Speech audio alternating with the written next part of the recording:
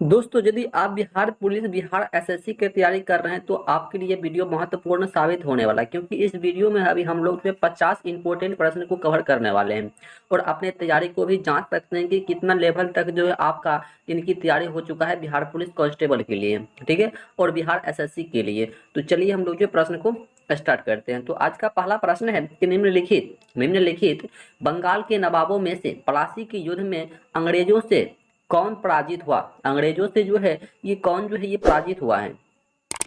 देखो, अंग्रेजों से जो है ये सिराजुद्दौला कौन हुआ था? ये सिराजुद्दौला, यानी कि ऑप्शन नंबर सी जो है इस प्रश्न का बिल्कुल सही जवाब है। चलिए, आपको जो है साथ ही साथ आंसर करते जाना है कमेंट बॉक्स में। चलिए, अगला प्रश्न है कि निम्नलिखित शासकों में किसको मलाया, सुमात्रा तथा जावा की विजय का श्रेय जाता है? जावा की विजय का श्रेय ये जाता है। देखो, ये राजेंद्र चोल प्रथम क्या हो जाएगा? राजेंद्र चोल प्रथम, ऑप्शन नंबर सी हो जाएगा। राजेंद्र चोल प्रथम को ये जाता है। चलिए, अगला प्रश्न है 3 नंबर की निम्नलिखित में से कौन सा चीनी यात्री हर्षवर्धन के शासन काल में भारत आया था? भारत आया था। निम्नलिखित में से कौन सा चीनी यात्री जो कि हर्षवर्धन के शासन काल में जो है ये भारत आया था? देखो, ये हैन सोंग कौन आया था? ये हैन सोंग जो कि आया था, यानी कि ऑप्शन नंबर डी हो जाएगा, ठीक है, ऑप्शन नंबर डी। देखो, इससे जो है आप अपने तैयारी को भी जांच सकते हैं कि कितना लेवल तक जो है आपका तैयारी जो कि जीके जीएस में हो चुका है। चलिए, अगला प्रश्न है कि निम्नलिखित गुप्त शासकों में से किसने विक्रमादित्य की उपाधि ये धारण किया है? विक्रमादित्य की उपाधि जो है ये धारण किया है, यानी कि किसने किया है? देखो, ये चंद्रगुप्त द्वितीय ने किया है। किसने किया है? ये चंद्रगुप्त द्वितीय ने किया है, यानी कि ऑप्शन नंबर डी जो इस प्रश्न का बिल्कुल सही जवाब है। चलिए, अगला प्रश्न है निम्नलिखित किस शासक के शासनकाल के विषय पर इब्न बतूता की पुस्तक रेहला प्रकाश डालती है? रेहला जो है ये प्रकाश डालती है। देखो, ये मोहम्मद तुगलक क्या हो जाएगा? Mohammad Tughlaq, option number C हो जाएगा। मोहम्मद तुगलक निम्नलिखित किस शासक के शासनकाल के विषय पर इब्न बतूता की पुस्तक रेहला प्रकाश डालती है? ये मोहम्मद तुगलक क्या हो जाएगा? Mohammad Tughlaq, option number C हो जाएगा।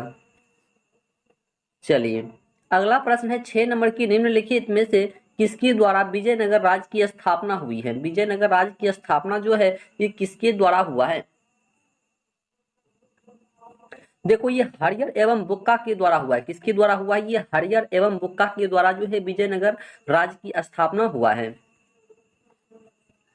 चलिए, अगला प्रश्न है कि निम्नलिखित में से किस राजवंश द्वारा मनसबदारी प्रथा का आविष्कार किया गया है?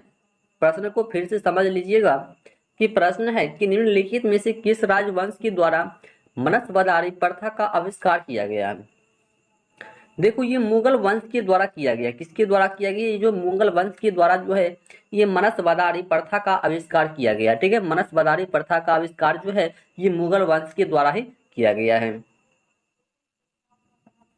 चलिए, नेक्स्ट प्रश्न है 8 नंबर की निम्नलिखित में से किस शासक के अंतर्गत 8 मंत्रियों की एक समिति अथवा अष्टप्रधान थी? निम्नलिखित में से किस शासक के अंतर्गत 8 मंत्रियों की एक समिति, ठीक है, अथवा अष्ट प्रधान थी। देखो, ये जो है ना शिवाजी के शासनकाल की हो जाएगा। क्या हो जाएगा? शिवाजी के शासनकाल के दौरान जो है ये 8 मंत्रियों की एक समिति था और ये अष्ट प्रधान भी था, ठीक है। ऑप्शन नंबर सी हो जाएगा शिवाजी, ठीक है, शिवाजी। चलिए, अगला प्रश्न है कि निम्नलिखित में से किसने जहांगीर के दरबार का सजीव वर्णन किया है? निम्नलिखित में से किसने जहांगीर के दरबार का सजीव जो है ये वर्णन किया है? ये जो है वर्णन किया है। देखो, ये सर थॉमस रो ने किया। किसने किया? ये थॉमस रो ने किया है। ऑप्शन नंबर डी हो जाएगा। थॉमस रो ने जो है जहांगीर के दरबार का सजीव वर्णन किया है, सर थॉमस रो ने। चलिए, अगला प्रश्न है कि त्राइन के द्वितीय युद्ध में निम्नलिखित में से कौन सा भारतीय शासक जो है ये पराजित हुआ था? त्राइन का जब दूसरा युद्ध हुआ था उसमें कौन मतलब भारतीय शासक जो है ये पराजित हुआ था? देखो उस समय जो ये पृथ्वीराज चौहान था, कौन था? पृथ्वीराज चौहान, ठीक है, चौहान जो है ये पराजित हुआ था, ठीक है, पृथ्वीराज चौहान। चलिए अगला प्रश्न है 11 नंबर की, निम्नलिखित में से भारत में पुर्तगाली शक्ति स्थापित करने का श्रेय जो है किसको जाता है? निम्नलिखित में से भारत में पुर्तगाली शक्ति स्थापित करने का श्रेय जो है ये किसको जाता है? देखो ये अल बुकर को जाता है, किसको जाता है? ये जो है अल बुकर को जाता है। भारत में पुर्तगाली शक्ति स्थापित करने का श्रेय जो है ये अल बुकर को जाता है, यानी कि ऑप्शन नंबर सी हो जाएगा।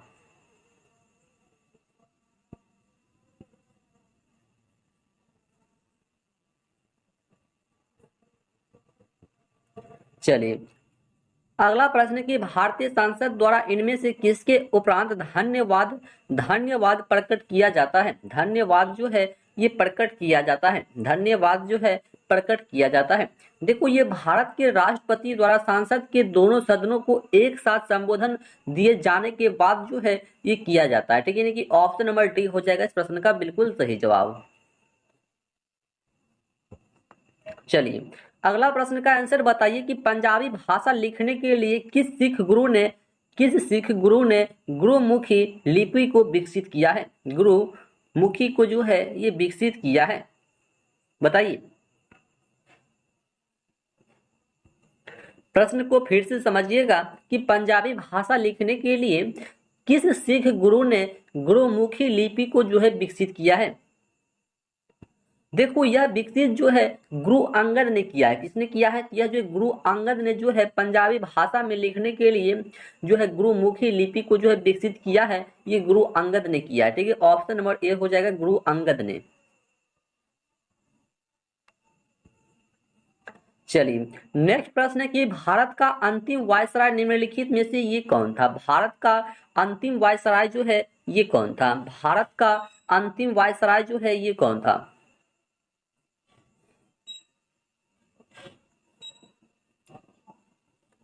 देखो भारत का अंतिम वायसराय जो ये लॉर्ड माउंटबेटन है, क्या हो जाएगा? लॉर्ड माउंटबेटन था। भारत का अंतिम वायसराय जो है ये लॉर्ड माउंटबेटन, ठीक है, Lord Mountbatten, option number B. चलिए तो अगला प्रश्न बता रहा है कि निम्नलिखित में से किसने सविनय अवज्ञा आंदोलन जो है ये प्रारंभ किया है? निम्नलिखित में से किसने जो है ये सविनय अवज्ञा आंदोलन को जो है ये प्रारंभ किया है? देखो ये महात्मा गांधी ने किया है। किसने किया है? महात्मा गांधी ने। सविनय अवज्ञा आंदोलन को जो है महात्मा गांधी ने जो है ये प्रारंभ किया था। चलिए अगला प्रश्न बताना है कि जिस काल में कृषि कर्म का प्रभाव प्रभाव हुआ वह काल जो है क्या कहलाता है? वह काल जो है क्या कहलाता है? देखो वह काल जो होता है ना नवपाषाण काल कहलाता है, नवपाषाण काल, ठीक है, नवपाषाण काल कहलाता है। वह काल जो है नवपाषाण काल कहलाता है।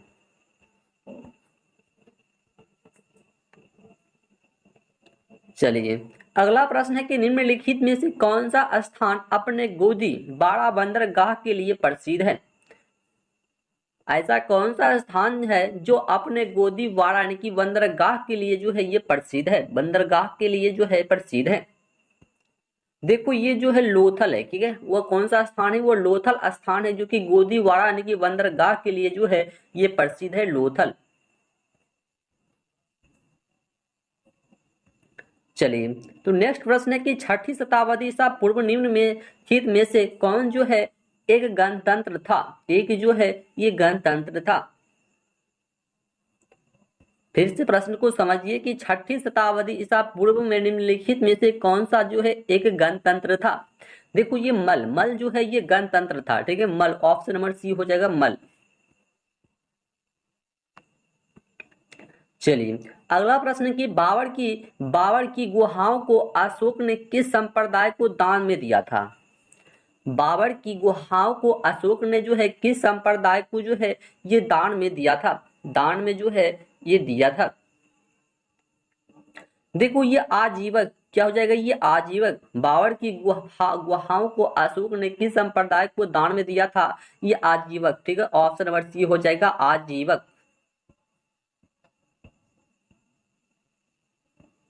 चलिए अगला प्रश्न कि निम्नलिखित में से किनको शक संपत की स्थापना का श्रेय दिया जाता है। शक संपत का जो श्रेय का स्थापना जो है ये दिया जाता है, किसको दिया जाता है। देखो ये कुषाणों को दिया जाता है, किसको दिया जाता है, ये कुषाणों को दिया जाता है। ऑप्शन नंबर बी हो जाएगा कुषाणों को। चलिए अगला प्रश्न है कि महापुराणों की संख्या कितनी मानी जाती है। महापुराणों की संख्या जो है ये जो है कितनी मानी जाती है। देखो महापुराणों की संख्या जो ये 18 माना जाता है। कितना माना जाता है, ये 18। ऑप्शन नंबर डी हो जाएगा 18। चलिए अगला प्रश्न कि निम्नलिखित में से कौन सा अध्ययन केंद्र बौद्ध केंद्र के रूप में प्रसिद्ध नहीं था। मतलब जो है अध्ययन केंद्र था जो कि बौद्ध केंद्र के रूप में जो है वह प्रसिद्ध नहीं था। देखो ये नदियां नहीं था, ठीक है, नदियां, बल्कि ये जो नालंदा विक्रमशिला ये सही था, लेकिन नदियां नहीं था। ऑप्शन नंबर सी हो जाएगा नदियां।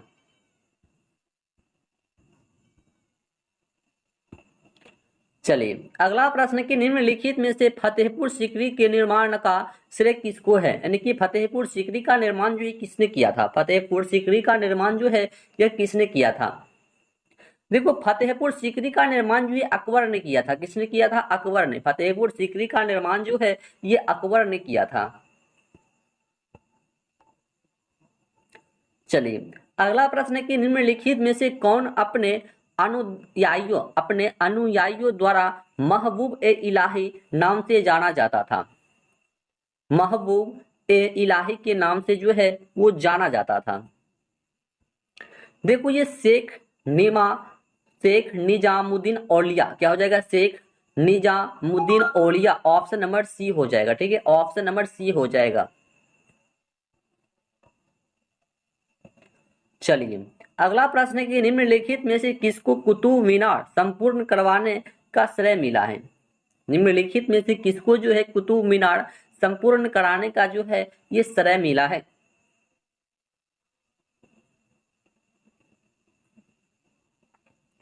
देखो ये जो है इल्तुतमिश को मिला है। किसको मिला है, ये इल्तुतमिश को मिला है। ऑप्शन नंबर बी हो जाएगा इल्तुतमिश को। चलिए अगला प्रश्न है कि गीता गोविंद का रचयिता जो है ये कौन था। गीता गोविंद का रचयिता जो है ये कौन था। गीता गोविंद का रचयिता जो है ये कौन था। देखो ये जयदेव था। कौन था, ये जयदेव। गीत गोविंद का रचयिता जो है ये जयदेव था। कौन था, जयदेव। गीत गोविंद का रचयिता जो है ये जयदेव था।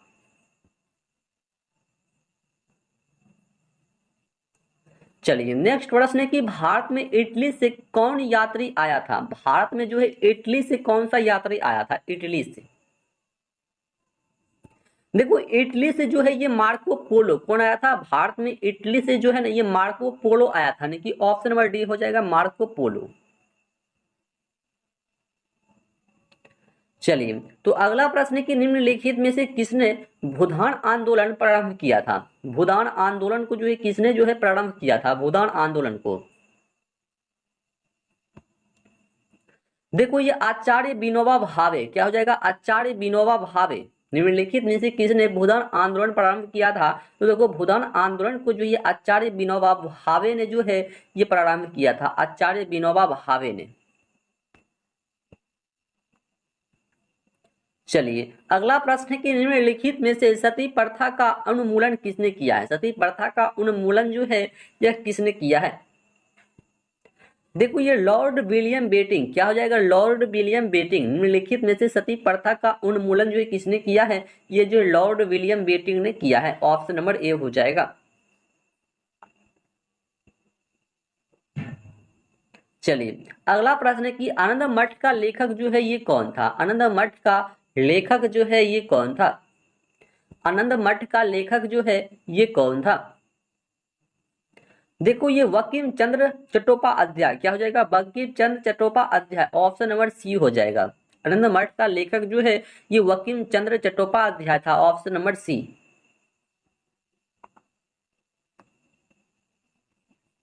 चलिए अगला प्रश्न कि निम्नलिखित में से किसने भारतीयों के लिए पाश्चात्य संस्कृति को लागू करने का वकालत किया था? संस्कृति लागू करने का जो है ये वकालत की थी।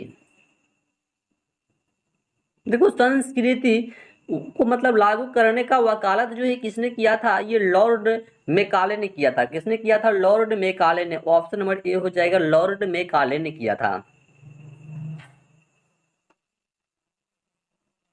चलिए अगला प्रश्न कि निम्नलिखित में से किस देश के साथ हड़प्पनों का व्यापारिक संबंध था? हड़प्पनों का व्यापारिक संबंध था किस देश के साथ? देखो ये मेसोपोटामिया के साथ था। किसको साथ था? मेसोपोटामिया के साथ। ऑप्शन नंबर सी हो जाएगा। ठीक है, मेसोपोटामिया के साथ, जो कि हड़प्पा का मतलब जो है ये व्यापारिक संबंध था।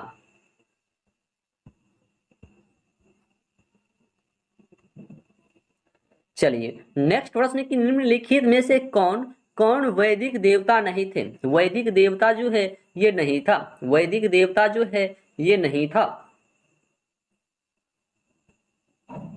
देखो ये कार्तिकेय जो है ये नहीं था। कौन था? ये कार्तिकेय जो है ये नहीं था, बल्कि इंद्र, वरुण, रुद्र ये सभी था, लेकिन कार्तिकेय जो है ये नहीं था। चलिए अगला प्रश्न की निम्नलिखित में से कौन सा कथन बुद्ध की ईश्वर की अवधारणा के विषय में सत्य है? प्रश्न को फिर से समझिएगा कि निम्नलिखित में से कौन सा कथन जो कि बुद्ध की ईश्वर की अवधारणा का विषय में सत्य है? विषय में सत्य है। जल्दी से आंसर कीजिए। देखो ये जो है ईश्वर का अस्तित्व नहीं है। क्या हो जाएगा? ईश्वर का अस्तित्व ये नहीं है। ऑप्शन नंबर बी जो है बिल्कुल सही जवाब है। चलिए नेक्स्ट प्रश्न है कि निम्नलिखित में से कौन सा गुप्त काल का मंदिर है? गुप्त काल का मंदिर जो है ये कौन सा है? गुप्त काल का मंदिर जो है ये कौन सा है? देखो ये देवगढ़, क्या जगह? देवगढ़ का दशावतार मंदिर। ठीक है, देवगढ़ का दशावतार मंदिर जो है ये क्या है? गुप्त काल का मंदिर है। ऑप्शन नंबर सी जो है बिल्कुल सही जवाब है।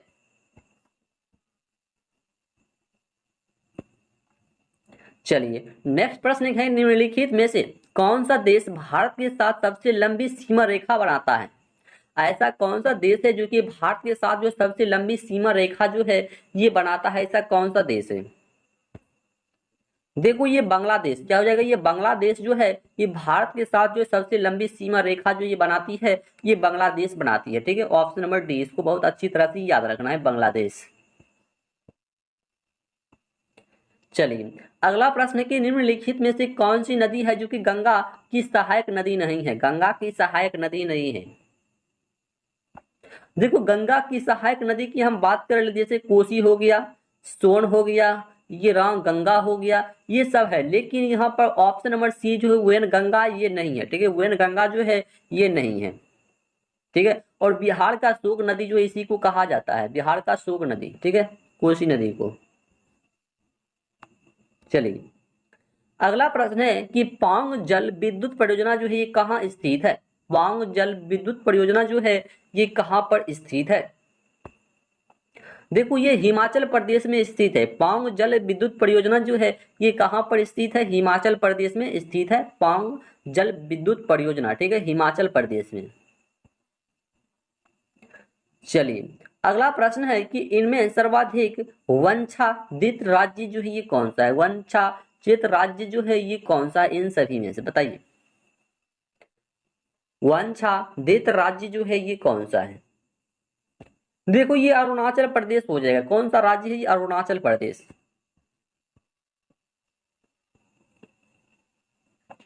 चलिए अगला प्रश्न है कि भारत का सबसे अधिक विस्तृत मैदान जो है ये कौन सा है? भारत का सबसे अधिक विस्तृत मैदान जो है ये कौन सा है? विस्तृत मैदान। देखो ये राजस्थानी मैदान। क्या हो जाएगा? राजस्थानी मैदान, जो कि सबसे विस्तृत मैदान है अपना भारत में। ठीक है, राजस्थान। और क्षेत्रफल की दृष्टि से, ठीक है, क्षेत्रफल की दृष्टि से वही पूछ देगा कि जनसंख्या की दृष्टि से यूपी हो जाएगा। ठीक है, जनसंख्या की दृष्टि से यूपी हो जाएगा। चलिए अगला प्रश्न है कि भारत में जूट का सबसे अधिक उत्पादक प्रदेश जो ये कौन सा है? जूट का सबसे अधिक उत्पादक जो ये कहाँ पर होता है अपना भारत में?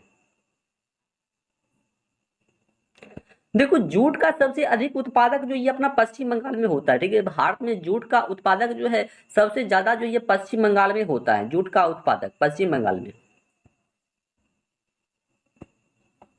चलिए अगला प्रश्न है कि भारत में सबसे अधिक विस्तृत क्षेत्र वाला अपवाह तंत्र जो है ये कौन सा है? अपवाह तंत्र जो है ये कौन सा है? देखो इसकी हम बात कर ले तो ये सबसे अपवाह तंत्र जो हो जाएगा ये गंगा नदी तंत्र हो जाएगा। क्या हो जाएगा? गंगा नदी तंत्र, ठीक है। ऑप्शन नंबर सी हो जाएगा गंगा नदी तंत्र, जो कि बहुत विस्तृत है, ठीक है। और भारत की सबसे लंबी नदी भी जो यही है। और मतलब पूछ दे कि विश्व की सबसे लंबी नदी जो है ये नील नदी हो जाएगा, ठीक है, नील नदी। और भारत में गंगा नदी।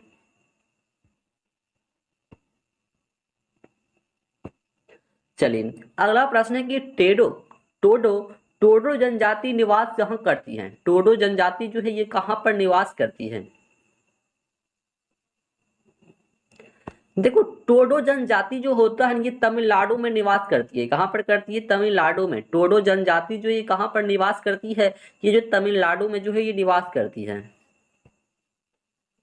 चलिए तो अगला प्रश्न है कि हिमालय पर्वत श्रेणियां निम्नलिखित में से किस राज्य का हिस्सा नहीं है? हिमालय पर्वत श्रेणी जो है ये किस राज्य का जो है हिस्सा नहीं है? किस राज्य का जो है हिस्सा नहीं है?